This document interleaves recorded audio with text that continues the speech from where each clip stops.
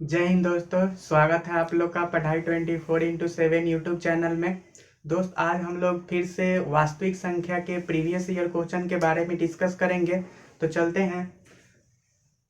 देखिए, पहला क्वेश्चन है हम लोग का कि यदि n एक प्राकृतिक संख्या है तब रूट n का मान होगा।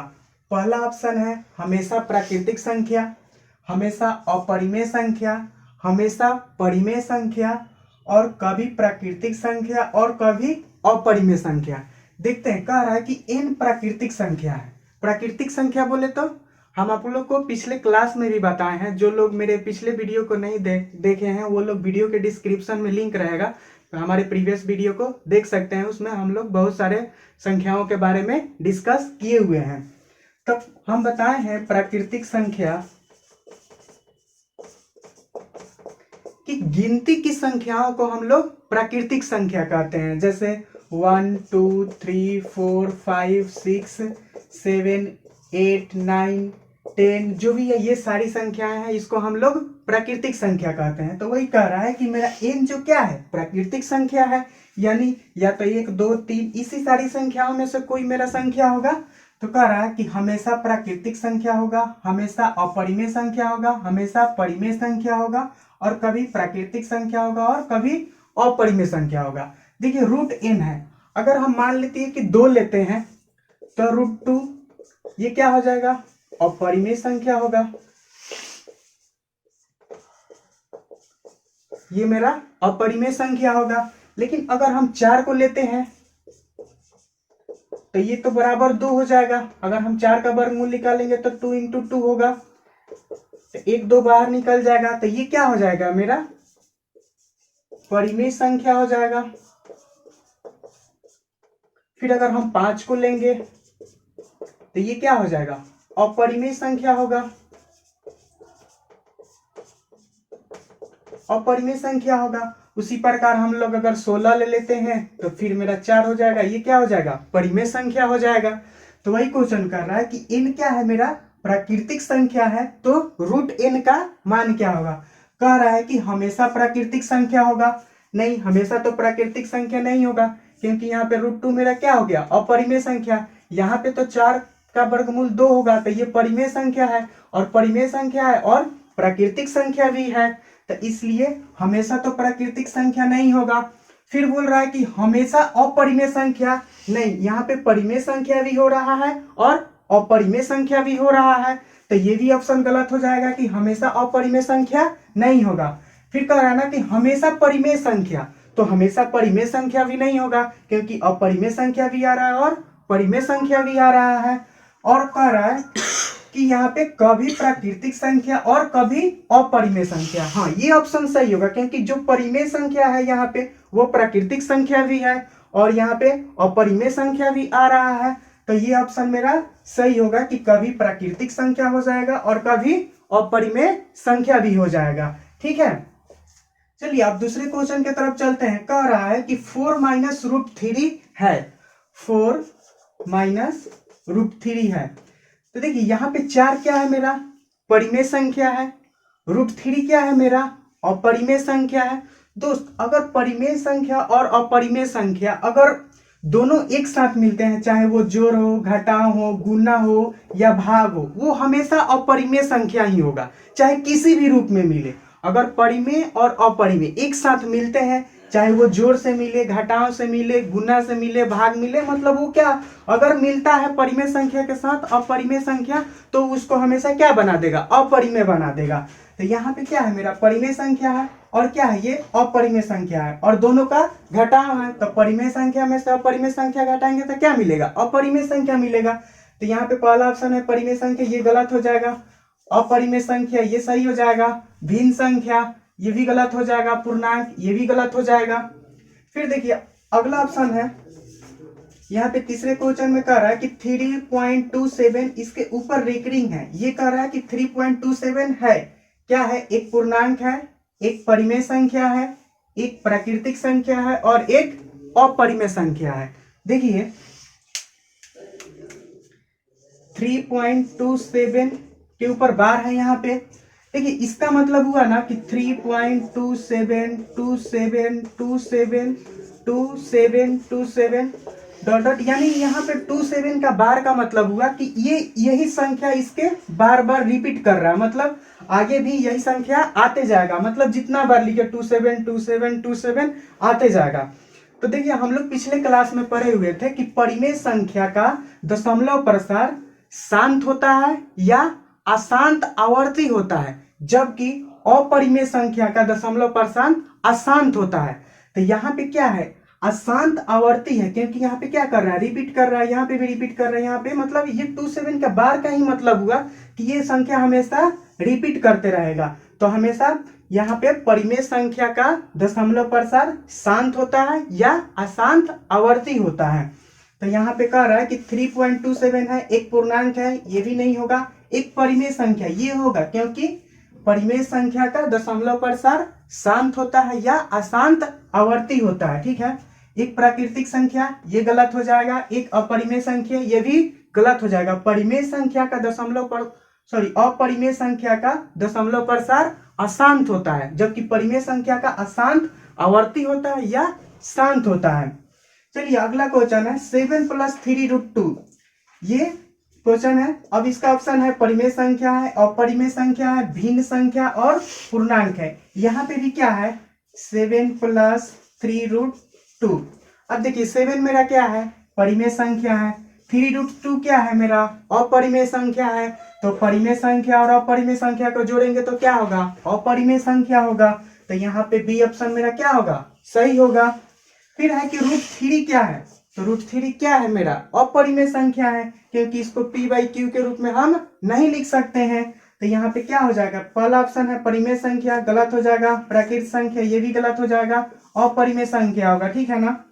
अब देखिए यहाँ पे कह रहा है ना कि संख्या 2.13 113 1113 11113 ऐसे ही आगे बढ़ते जा रहा है। तो कह रहा है क्या होगा, पूर्णांक होगा, परिमेय संख्या होगा, अपरिमेय संख्या होगा या कोई नहीं होगा।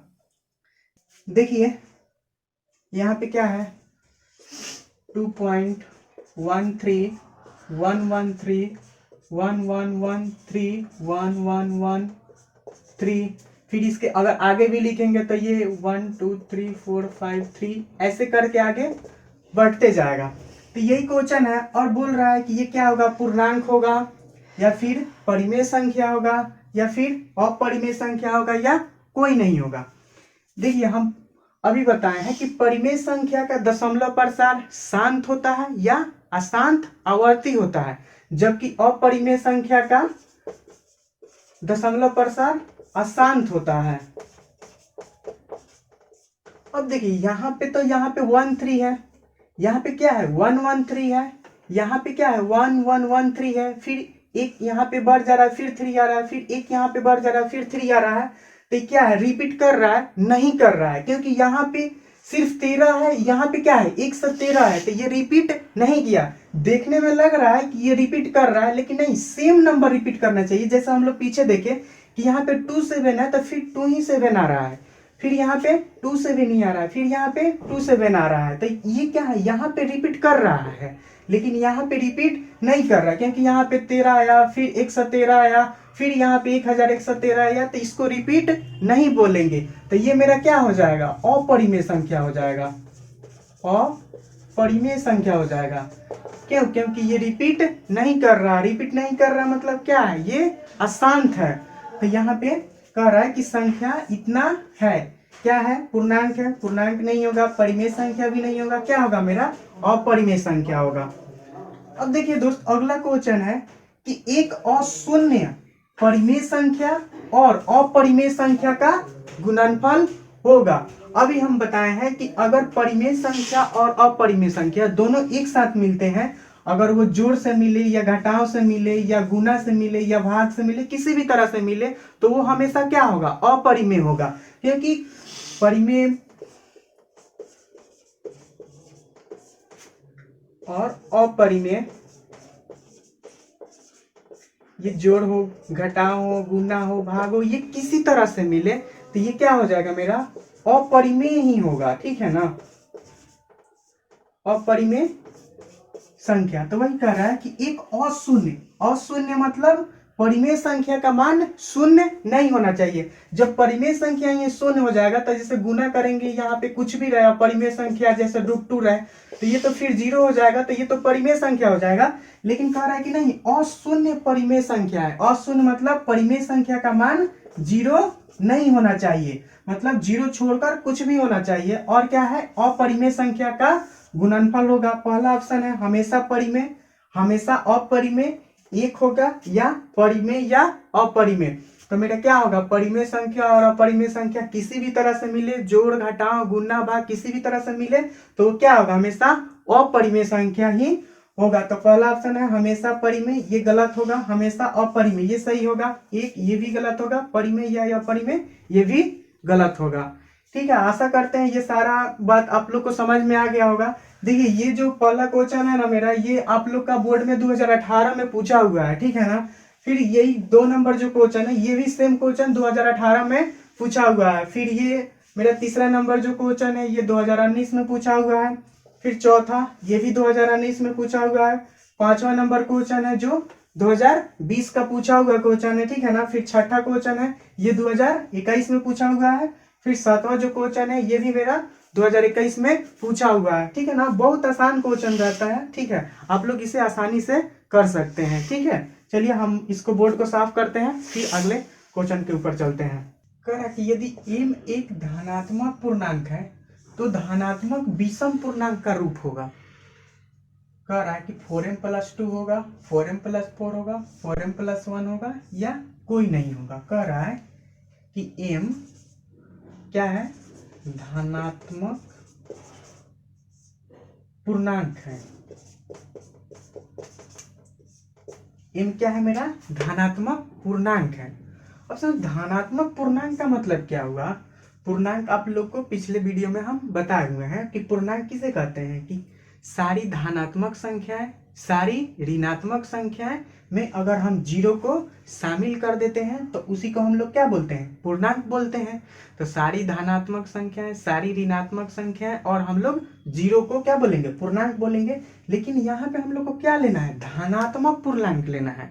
तो धनात्मक पूर्णांक मतलब कि जितना भी धनात्मक संख्याएं हैं वो क्या होगा, मेरा धनात्मक पूर्णांक होगा। जैसे 1 2 3 4 ये कहाँ तक जाएगा, अनंत तक, ये मेरा सब क्या हुआ, धनात्मक पूर्णांक हुआ। तो कह रहा है कि m एक धनात्मक पूर्णांक है तो धनात्मक विषम पूर्णांक का रूप क्या होगा। अब धनात्मक विषम पूर्णांक का क्या मतलब हुआ, हम आपको विषम संख्या बताए हैं कि जिस संख्या में 2 से पूरा पूरा भाग नहीं लगे उसे हम कौन सा संख्या बोलते हैं, विषम संख्या बोलते हैं। विषम संख्या बोलते हैं कि जिस संख्या में 2 से पूरा पूरा भाग नहीं लगे। तो कह रहा है कि धनात्मक विषम पूर्णांक का रूप होगा। देखिए पहला ऑप्शन है 4m+2, 4m+2। ठीक है, इसको चेक करते हैं। m मेरा क्या है, धनात्मक विषम पूर्णांक है, मतलब यही कोई संख्या होगा। चलिए 1 रखते हैं, यहाँ पे अगर 1 रखते हैं तो क्या होगा, 4 में 1 से गुना करेंगे, 4 और 2 कितना हो जाएगा, 6। अगर 2 रखते हैं यहाँ पे तो फिर क्या होगा, 4 दूना 8 और 2 10। फिर 3 रखते हैं तो फिर क्या होगा, 4 3 12 और 2 14। फिर 4 रखेंगे तो 4 4 का 16 और 2 18। देख रहे हैं ये सारी संख्याएं क्या है मेरा, ये भी सम संख्या है, ये भी सम संख्या, ये भी सम संख्या है, ये भी सम संख्या है, क्योंकि इसमें 2 से पूरा पूरा भाग लग जाएगा। तो मेरा ये वाला ऑप्शन नहीं होगा, क्योंकि हमको यहाँ पे धनात्मक विषम पूर्णांक का रूप देखना है, ठीक है ना। फिर है 4m+4, 4m+4। फिर m का मान 1 रखेंगे तो 4 एकम 4 और 4 8 होगा। फिर m का मान अगर हम 2 रखते हैं तो फिर क्या होगा, 4 दूना 8 और 4 12 होगा। फिर 3 रखते हैं तो 4 3 12 और 4 16 होगा। फिर 4 रखते हैं, 4 4 का 16 और 4 20 होगा। ये भी मेरा क्या है, सम संख्या है, तो ये भी मेरा ऑप्शन नहीं होगा, क्योंकि यहाँ पे धनात्मक विषम पूर्णांक देखना। अब क्या है, 4m+1 है, 4m+1। अब क्या होगा, m का मान अगर यहाँ पे 1 रखते हैं इंटू 1 तो 4 एकम 4 और 1 5। फिर अगर हम 2 रखते हैं तो 4 दूना 8 और 1 9 होगा। फिर 3 रखते हैं तो क्या होगा, 4 3 12 और 1 13। फिर 4 रखते हैं तो क्या होगा, 4 4 का 16 और 1 17, यानी ये भी विषम संख्या है, ये भी विषम संख्या है, ये भी विषम संख्या, और ये भी मेरा क्या है, विषम संख्या है। क्यों? क्योंकि इसमें 2 से पूरा पूरा भाग नहीं लगेगा, यानी कि 2 से पूर्णतः विभाजित नहीं होगा। तो इसको हम लोग क्या बोलेंगे, ये क्या हो जाएगा, धनात्मक विषम पूर्णांक का रूप क्या हो जाएगा मेरा 4m+1। और ये क्या हो, ये सम संख्या आ जा रहा है, लेकिन हमको यहाँ पे धनात्मक विषम पूर्णांक का रूप देखना है, तो ये क्या हो जाएगा मेरा 4m+1। ठीक है, और ये आप लोग का 2021 में पूछा हुआ क्वेश्चन है। ठीक है, अब चलिए यहाँ पे अगला क्वेश्चन है कि 2 परिमेय संख्या के बीच में कितनी परिमेय संख्या हो सकती है। ये भी बहुत इंपॉर्टेंट क्वेश्चन है, ये आप लोग को 2 बार पूछा हुआ है, 2015 में भी पूछा हुआ है, 2019 में भी पूछा हुआ है। जैसे मान लेते हैं 2 भी एक परिमेय संख्या और 3 भी एक परिमेय संख्या है, तो इसके बीच में हम लोग कितनी परिमेय संख्या लिखते हैं। जैसा कि हम शुरुआत करें तो 2.1 भी हो जाएगा, 2.2, ये सारे 2 और 3 के बीच में ही होगा, 2.5 भी होगा, 2.7 भी होगा, 2.003 होगा, 2.005, मतलब अनंत परिमेय संख्याएं हम लिख सकते हैं। किसी भी 2 परिमेय संख्या के बीच में हम लोग अनंत परिमेय संख्याएं लिख सकते हैं। तो पहला ऑप्शन है ए, ये भी गलत होगा 1, बी में क्या है 2, ये भी गलत होगा, सी में क्या है 3, ये भी गलत होगा, और डी में क्या है अनंत, ये मेरा क्या होगा सही होगा, क्योंकि 2 नंबर के बीच में बहुत सारे नंबर हो सकते हैं। यहाँ पे 2 पॉइंट कुछ भी 0009, ये सारा क्या होगा बहुत, ये दोनों क्या होगा, मतलब ये परिमेय संख्या है दोनों, इसके बीच में हम लोग अनंत परिमेय संख्या लिख सकते हैं। फिर अगला क्वेश्चन है कि 6/15 का दशमलव प्रसार क्या है। तो देखिए दशमलव प्रसार चेक करने का सबसे आसान मेथड क्या है, सीधा भाग देंगे। अब यहाँ पे 6 में क्या करेंगे ना, 15 से हम लोग भाग देंगे। यहाँ पे 0 पॉइंट, यहाँ पे एक 0 होगा, 15 चौका 60, कट जाएगा, और पूरा पूरा कट जाता है तो क्या बोलते हैं, शांत बोलते हैं उसको। तो यानी 6/15 का दशमलव प्रसार क्या होगा, शांत होता यहाँ पे। और जब पूरा पूरा नहीं कटता है तो हम उसको क्या बोलते हैं, अशांत बोलते हैं। और अशांत में भी 2 होता है, एक अशांत आवर्ती होता है, अगर रिपीट करता है तो उसको आवर्ती बोलते हैं, और रिपीट नहीं करता है तो फिर उसको अशांत बोलते हैं। तो ये भी आप लोग का बोर्ड का पूछा हुआ क्वेश्चन है। इसी तरह बहुत सारे क्वेश्चन आप लोग को प्रीवियस ईयर में पूछे जाते हैं। आशा करते हैं ये सारी बातें आप लोग को समझ में आ गई होंगी। तो इसी तरह के आप लोग को बोर्ड में बहुत ही आसान क्वेश्चन रहते हैं, आप लोग और भी प्रीवियस ईयर क्वेश्चन इस पर अपने बुक से बना सकते हैं। ठीक है, तो आप लोग का लगभग ये वास्तविक संख्या समाप्त हो गया है। एक टॉपिक आप लोग का यूक्लिड एल्गोरिथम बचा हुआ है, जिसको हम लोग नेक्स्ट वीडियो में डिस्कस करेंगे। तो आज के लिए इतना ही रहने देते हैं, मिलते हैं नेक्स्ट वीडियो में। जय हिंद।